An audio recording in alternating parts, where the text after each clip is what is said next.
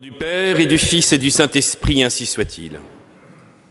Il est paradoxal, pour commencer l'Avent et cette préparation à Noël, d'avoir l'évangile de la fin des temps. Nous avons fini l'année liturgique la semaine dernière sur la fin des temps, et aujourd'hui l'évangile de Luc, qui nous parle de désolation de nouveau, de fracas de la mer, d'angoisse des nations. Tout cela ne paraît pas très réjouissant pour la belle fête de Noël. Et pourtant, si l'Église, dans sa sagesse, termine l'année liturgique et la commence avec l'évangile de la fin des temps, c'est bien pour nous enseigner quelque chose d'important, quelque chose d'essentiel. Que la fête de Noël que nous allons célébrer dans quelques semaines, qu'est la venue de notre Dieu dans la chair, dans notre histoire humaine, de ce Verbe qui s'est fait homme et qui est venu changer l'histoire humaine, c'est bien pour cette fin des temps. C'est bien pour comprendre que si Dieu se fait proche des hommes et vient renouveler cet homme pour que nous devenions des hommes nouveaux, c'est pour que toute l'histoire humaine soit transcendée par le Christ et que notre propre histoire puisse être transformée par Jésus. La venue de Dieu dans l'histoire humaine et dans la chair humaine, c'est pour que notre chair soit transfigurée, que nous puissions revêtir l'incorruptibilité. Or, c'est bien cela le drame pour notre humanité, c'est que nous mettons notre espérance beaucoup trop dans des réalités temporelles. Et Dieu sait que le christianisme, qui est la religion de l'incarnation, et vous savez que nous le défendons avec force, va bien défendre des réalités politiques, des réalités sociales, une véritable charité. Nous savons bien comment la politique est l'une des manifestations les plus hautes de la charité.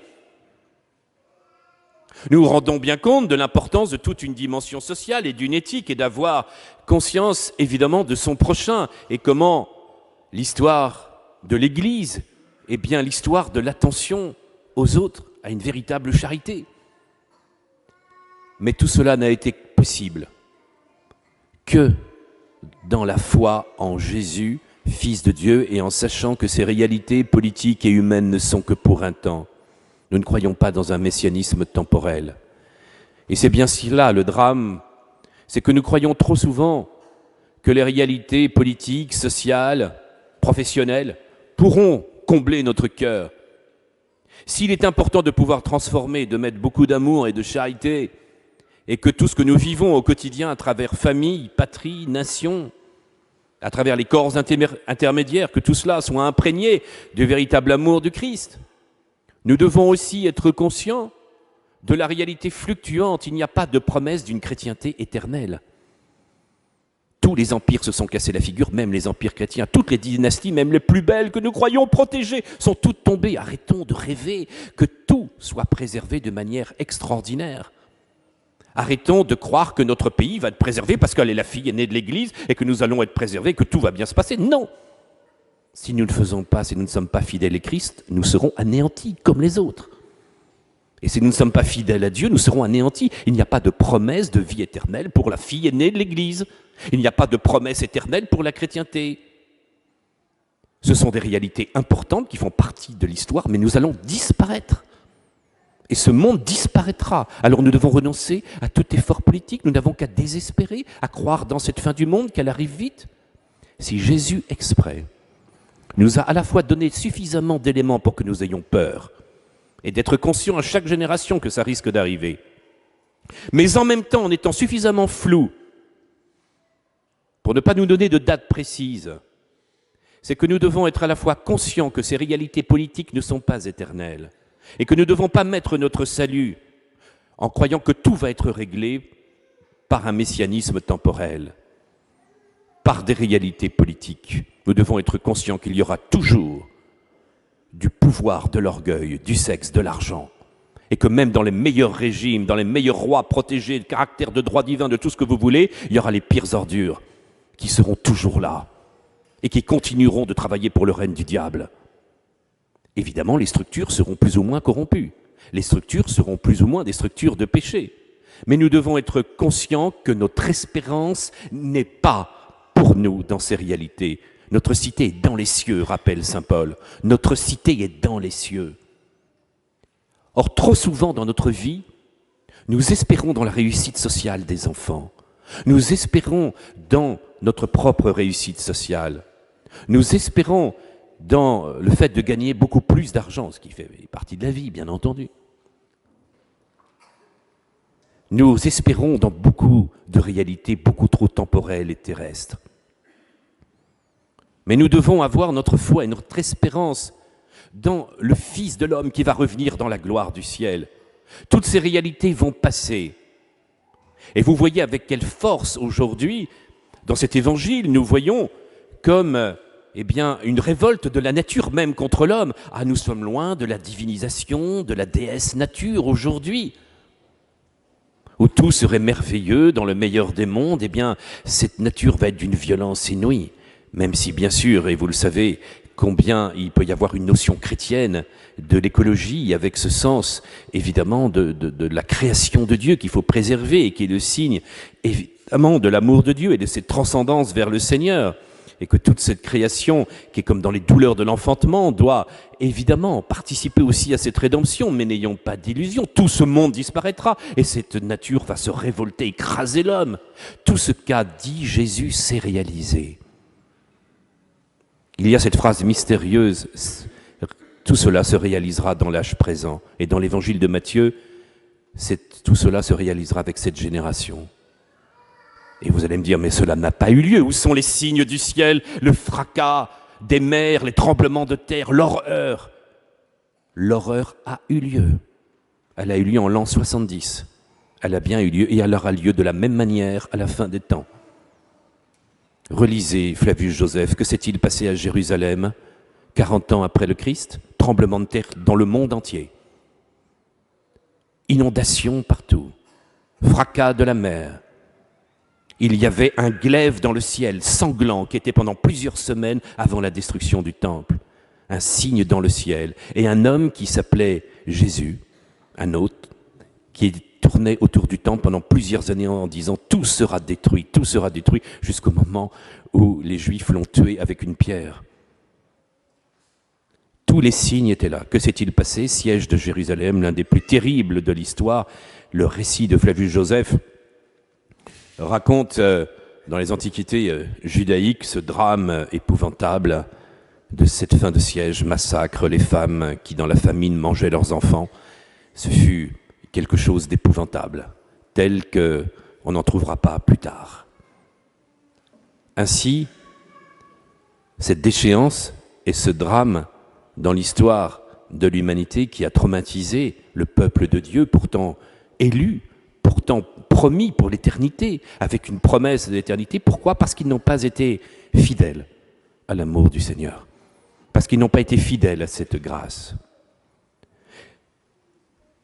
Et donc oui, cela a eu lieu. Et quand Jésus dit « l'âge présent, c'est l'âge de l'humanité », cela se réalisera de la même manière. Sous des formes peut-être un peu différentes, mais les signes dans le ciel apparaîtront. Ils ont déjà commencé, pourrait-on dire, à Fatima. Ils ont déjà été présents, ces signes violents dans le ciel.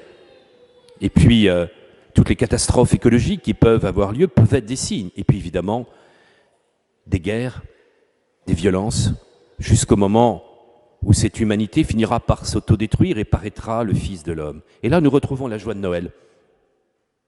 C'est-à-dire que cet évangile se termine avec une grande espérance de pouvoir réaliser que le signe du Fils de l'homme va permettre une terre nouvelle, un monde nouveau.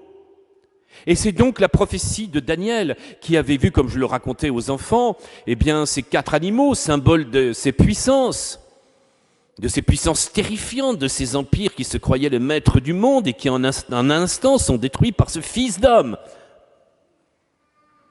Et ce Fils d'homme qui va apparaître comme véritablement celui qui vient de Dieu. À la fin du livre de Daniel, et dans le chapitre 10, c'est encore plus fort. Une fois de plus, la Bible nous donne la clé de l'histoire de l'humanité. Et ce Fils d'homme mystérieux, venant du ciel, et à l'époque aussi de cette littérature rabbinique telle que les paraboles d'Enoch, on voit que ce Fils d'homme est bien divin. Ce n'est pas pour rien que Jésus se réclame Fils de l'homme. Et que du coup, le Sanhédrin le met à mort parce que c'était beaucoup plus fort que Fils de Dieu. C'était l'homme pas simplement Messie, mais celui qui venait de Dieu pour le jugement dernier, pour être le témoin, comme chez Daniel, de la fin de l'humanité, de ces hommes qui allaient sortir de terre. C'est bien ce fils d'homme, comme chez Ézéchiel, qui sera là comme le témoin pour le jugement final. Et quand Étienne va se faire aussi condamné à mort, c'est parce qu'il voit Jésus, le Fils de l'homme, assis à la droite du Père. Le Fils d'homme est plus fort que le Fils de Dieu. Le Fils d'homme, c'est celui qui vient de Dieu, qui est à la droite du Père et qui va juger les vivants et les morts. La dimension divine du Fils de l'homme est absolument fondamentale. Elle a été annoncée par Daniel, elle est évidemment accomplie en Jésus-Christ. Et l'histoire de l'humanité va donc se réaliser dans cette fin du monde, dont les signes commencent à arriver, comprennent qui pourra. Alors que devons-nous faire? Être dans la terreur du fracas de la mer, des guerres des nations? Nous devons tout simplement avoir la foi, comme à chaque génération, dans la puissance du Christ. Relativiser les messianismes temporels, relativiser tout ce qui pourrait être évidemment un accomplissement pour nous de choses temporelles, de désirs humains. Notre espérance, elle est dans la grâce de Dieu. Vivre au jour le jour, dans la persévérance de la vie de prière et dans la persévérance de la vie d'oraison, de la vie sacramentelle. Que nous soyons prêts chaque jour, comme si le jugement dernier était aujourd'hui, comme si le retour du Christ était aujourd'hui, et comme si les événements des nations devaient nous ramener à une grande confiance en Dieu, et que l'abomination, la désolation qui a eu lieu dans le temple de Jérusalem, qui a bien eu lieu, annoncée par David, annoncé par Daniel, ça avait déjà eu lieu du temps des Grecs, Antiochus Épiphane qui avait mis la statue de Jupiter dans le temple. Ça a eu lieu au moment de la destruction de Jérusalem, puisque les Zélotes se sont réfugiés quelques semaines avant, et quelques mois plutôt avant la destruction, et se sont conduits de manière immonde dans le temple, en faisant les choses les plus horribles et irracontables pour l'instant. Et puis, il y aura l'abomination de la désolation dans le temple, c'est-à-dire dans l'Église. Le nouveau temple de Jérusalem, c'est l'Église. Donc Jésus ne prédit pas un avenir évidemment très rose. Il y aura bien le péché qui sera présent, mais à nous de garder confiance parce que sa promesse d'éternité est pour l'Église. Pour l'Église. Et donc il y aura en même temps le péché des hommes d'Église et des chrétiens qui feront l'abomination de la désolation dans le temple qui a peut-être déjà commencé. Mais il y aura aussi évidemment la grâce de la présence dans cette institution visible qu'il ne faut pas quitter coûte que coûte. La fidélité pour le jugement dernier, c'est d'être dans ce mystère, dans cette barque qui nous a été donnée pour l'humanité. Et quoi qu'il arrive, de rester fidèle, évidemment, à la foi de l'Église, à la hiérarchie de l'Église, au sacrement de l'Église, et d'être transformé petit à petit pour vivre du mystère du Christ. Le retour de Jésus, c'est d'abord de vivre dès maintenant avec lui, dans sa présence. Il est le Fils d'homme glorieux, celui qui a anéanti la mort. Nous devons maintenant vivre avec lui ce désir de notre cité qui est dans les cieux, revêtir l'incorruptibilité dès maintenant, et alors tous les fracas des flots, les angoisses des nations ne vont pas nous effrayer, parce que nous avons le Christ glorieux en nous. Amen. Au nom du Père et du Fils et du Saint-Esprit, ainsi soit-il.